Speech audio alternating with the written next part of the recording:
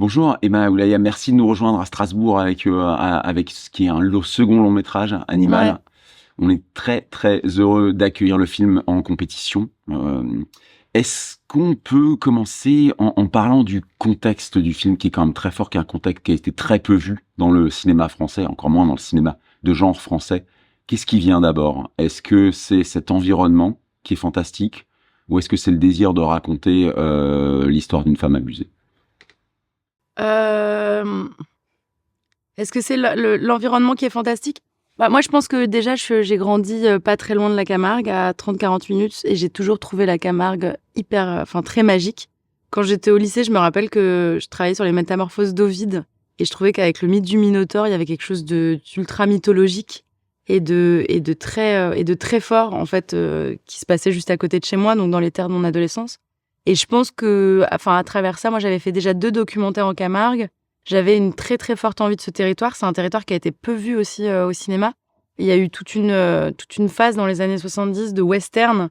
Et je trouvais que justement ce territoire si mythologique avait tellement quelque chose de magique que le fantastique était partout en fait en Camargue. Je trouve que quand on se balade, des chevaux qui passent comme ça, un taureau qui d'un coup nous fait face au bord de la route, il y a quelque chose d'assez fantastique dans le sens qui est un peu irréel et de puissance animale qui me semblait assez organique en fait avec le territoire. Donc je pense que très attaché au territoire avec une volonté de le rendre visible et une volonté aussi de travailler une thématique qui m'est chère sur le rapport homme-femme. J'avais envie de mêler tout ça, mais c'est d'abord venu du territoire qui me donnait vachement de force fantastique et de mes envies d'adolescente aussi, d'avoir regardé beaucoup Buffy contre les vampires, d'avoir grandi avec un fantastique qui interroge les traumas du corps de l'adolescence et des jeunes femmes. Donc c'est venu de tout ça, quoi. Et est-ce qu'il y avait d'emblée une appétence pour le cinéma de genre Oui, il se trouve que ce qui est drôle, c'est qu'avec Oulaya, on a fait une série de genre. Enfin, pour Netflix, on va dire, moi, j'étais directrice artistique. C'était des amis à moi qui réalisaient et Oulaya jouait le premier rôle. Et quand je suis venue pour cette série, c'est parce que j'adorais les films de vampires et de métamorphoses. Et donc, mes amis m'ont proposé de venir pour que je les nourrisse. Et à ce moment-là, j'ai revu tous les films que j'aimais et cette série et Buffy que j'adorais. Et je me suis replongée dans ce cinéma de genre qui a été vraiment un cinéma très constitutif de ma cinéphilie.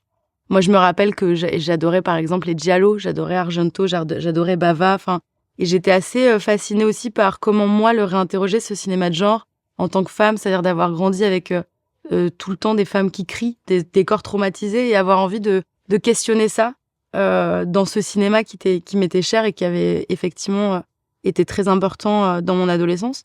Donc, en revoyant toutes ces références, en replongeant là-dedans, et j'avais fait une petite cinémathèque pour Oulaya et pour qu'elle rentre dans ce cinéma-là à ce moment-là. Et bien, c'est là où j'ai commencé, en fait, l'écriture d'Animal parce que, en fait, il y avait ce territoire qui m'inspirait beaucoup. Cette envie très forte de rebasculer dans un cinéma voilà, qui m'avait appris tellement de choses et Buffy, c'est très, très féministe, donc, et très populaire. Et du coup, voilà, c'est venu de ça. Alors, Oulaya, au-delà du territoire du genre, c'est aussi un film extrêmement physique. Mm. Est-ce que ça a supposé un engagement différent, une préparation? Est-ce que tu t'es plus investi sur ce terrain-là? Oui, complètement. Il se trouve on a passé plus de 3 mois en amont du tournage, donc en Camargue. Moi, je connaissais pas du tout ni le territoire, ni les pratiques. En tout cas, toutes les, Tout le travail toutes les avec les traditions taureaux. et le travail avec les taureaux. En fait, il faut savoir que là-bas, ils mangent taureaux, ils vivent taureaux. C'est vraiment presque une religion, quoi. Donc, ils ont été aussi les acteurs qu'on a castés avec Emma, qui sont non professionnels, mais dont c'est la vraie vie, enfin, de s'occuper des taureaux. Ils m'ont beaucoup aidé aussi à entrer dans ce monde. À l'inverse, je crois que aussi, nous, il y avait un échange où moi, je les ai... puisqu'ils connaissaient pas du tout, du coup, le métier d'acteur. Donc voilà, c'était un vrai échange et ils étaient très généreux et ils m'ont appris énormément de choses. On a été donné à manger aux bêtes, j'ai appris à sauter les barrières. Voilà, et après aussi à beaucoup observer les taureaux. Alors, bravo pour la direction d'acteur, parce que franchement, je me suis jamais dit en regardant le film que c'était des acteurs qui en étaient à leur première expérience. Mais en tant qu'actrice plus expérimentée à ce moment-là, sur le plateau, est-ce qu'on a une responsabilité un petit peu de guide par rapport aux comédiens? De guide, franchement, ils avaient pas besoin. Ils étaient déjà, honnêtement, je crois qu'il y a un truc en plus quand c'est la première fois, c'est qu'on est dans le présent et qu'on se pose pas de questions. Et je crois que ça fait aussi la magie. Et puis Emma, elle savait aussi exactement ce qu'elle voulait, donc ça aide. Et puis elle les a beaucoup nourris. Donc je crois qu'ils avaient pas beaucoup besoin. Ouais, bah après, je pense que les situations étaient proches, pas tant en termes de fiction, mais que tout ce qui était un peu dit documentaire avec les bêtes était tellement proche de ce qu'ils vivaient. Ça constituait quand même pas mal du scénario. Et on a essayé aussi de privilégier d'abord ces scènes-là au début du film pour rentrer dans le film d'une manière douce. Et c'est vrai qu'il y a eu une mise en confiance par Oulaya qui était aussi généreuse qu'eux là-dessus. Et moi, avant, j'ai quand même passé beaucoup de temps avec eux pour répéter, pour les mettre en confiance pour que quand 40 personnes arrivent autour, on se pose pas la question de est-ce qu'on est bon, est-ce qu'on n'est pas bon, Mais il se trouve que même les scènes de fête, je leur disais, vous pensez aux fêtes de village que vous connaissez, que moi je connaissais très bien, et c'était proche. Donc je pense que il y avait aussi plein de choses où ils étaient dans leur territoire. Et le territoire est tellement important, donc dans cette authenticité du territoire qu'ils ramenaient par leur façon de parler, d'être et d'être avec les bêtes surtout. Je pense qu'il y avait un truc où c'est vrai que moi je me suis jamais sentie, mais vraiment jamais, dans une direction, fragile ou difficile avec des non-pros. Et d'ailleurs, je pense que sur le plateau, ça se sentait. Je suis même pas sûre que l'équipe a commencé à comprendre au moment que c'était pas, qu'ils avaient jamais joué. Mais vraiment, c'était pas du tout quelque chose qui était, à part la blague du HMC, c'est-à-dire le habillage, maquillage, coiffure, qui leur faisait toujours un petit effet, parce que c'est vrai que quand on arrive, c'est un moment où on se fait un peu chouchouter et on rentre dans le personnage en enfilant un costume, et ça, c'était mignon, quoi, parce que c'était vraiment leur moment pour rentrer dans la peau du personnage. Et tous ces néo-comédiens masculins, tu leur as tout de suite donné accès à tout le scénario, à toute la narration?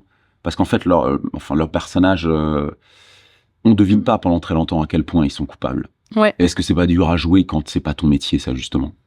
Si, c'est sûr que je pense que c'est dur, et puis je pense que en tout cas, le film, on a fait aussi appel à une coordinatrice d'intimité pour toutes les scènes qui étaient complexes, mais aussi pour qu'est-ce qu'on allait jouer, parce que c'est facile de jouer des scènes de fête, mais alors après, des scènes qui sont difficiles avec la question de la culpabilité du corps, il faut aussi les prendre en charge encore plus avec des non-professionnels et aussi avec des professionnels dans le cinéma, c'est des vraies questions.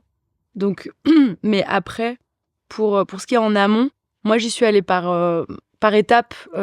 C'est sûr qu'ils savaient, progressivement, même en casting, parce que comme on a travaillé avec Sandrine, c'est qu'on a expliqué le début de l'histoire, et puis après, on faisait une impro autour de cette nuit-là, et ensuite, on leur posait des questions. On leur disait qu'est-ce qui a pu bien se passer, qu'est-ce qui a pu mal se passer. En fait, on essayait de les impliquer dans notre réflexion pour qu'ils amènent aussi, qui soient pas mis devant le fait accompli que l'histoire c'est ça, mais qui comprennent progressivement que c'était ça.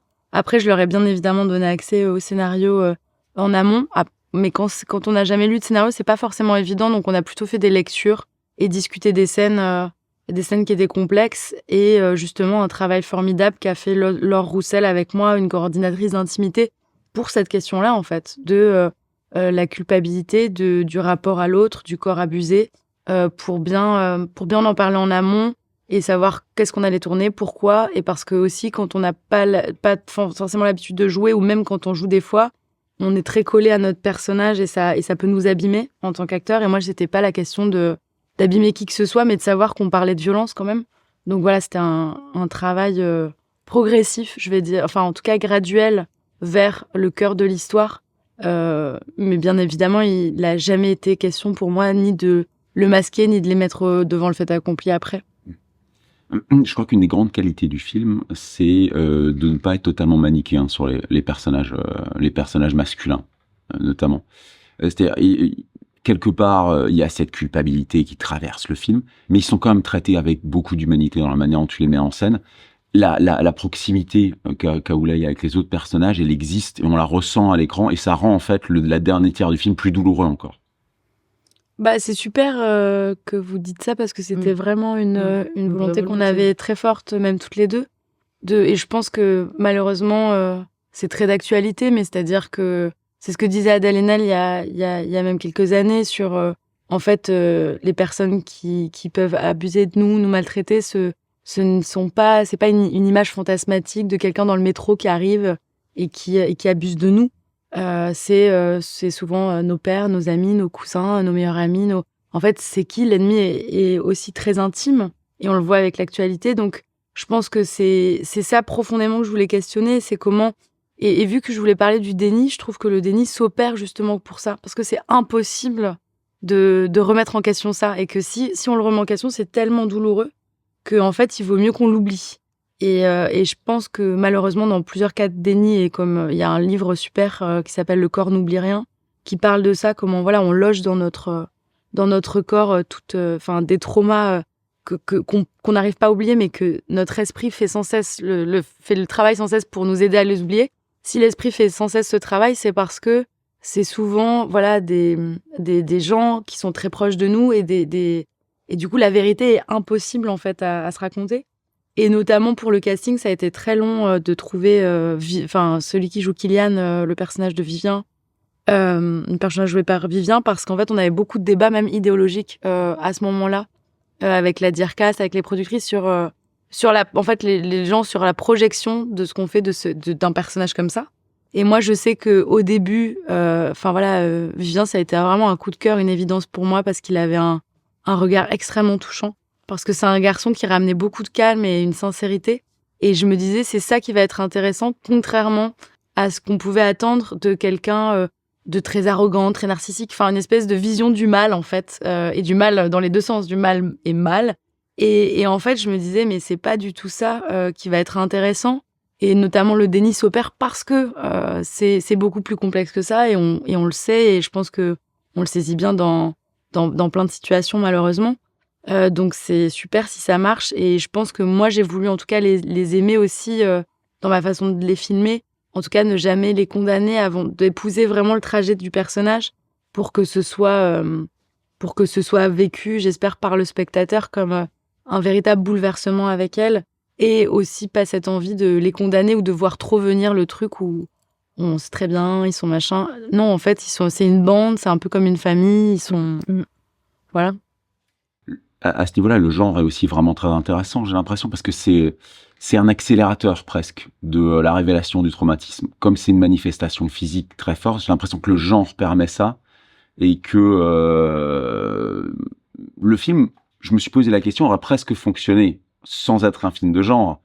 Et bon, là, on prêche un peu pour notre paroisse, c'est ce qu'on fait, c'est ce qu'on montre, mais le genre, c'est un accélérateur fou pour ça.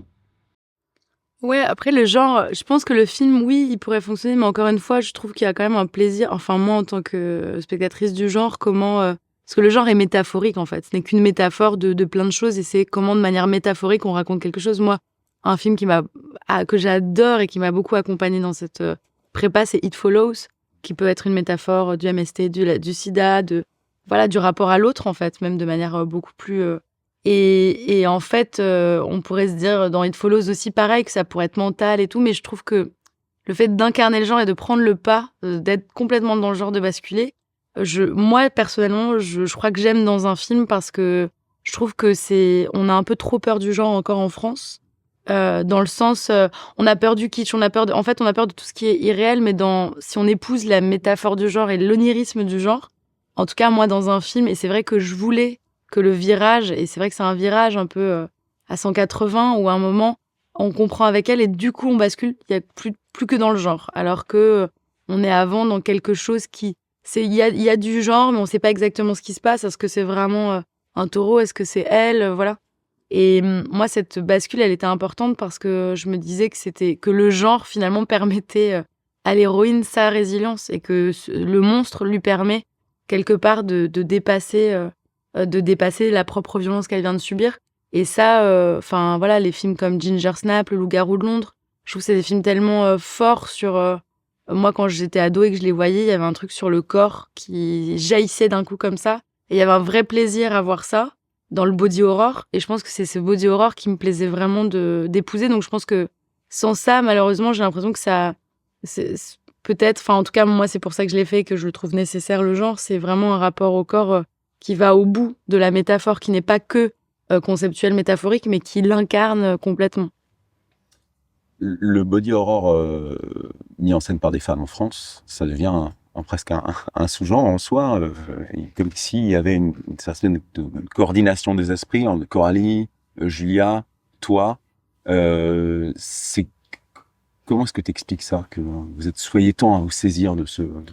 Bah après, je sais pas si... Enfin, il y a toujours une part... Mais après, on peut se dire aussi qu'on est en époque post-MeToo, que nous, on a grandi... Enfin, en tout cas, moi, pour ma part, j'ai grandi avec beaucoup d'images de femmes traumatisées, de femmes... À part dans Buffy et dans certains films de genre, justement, j'ai l'impression que j'ai vu beaucoup les femmes hurler, les femmes violées dans des bois, recouvertes de... Enfin, et tout ça, cette espèce de... En fait, finalement, on a grandi avec une horreur du corps, je trouve, au féminin, et de le réinventer en se disant ce qu'a dit Julia, que je trouve très beau, laisser les monstres rentrer. Enfin, voilà.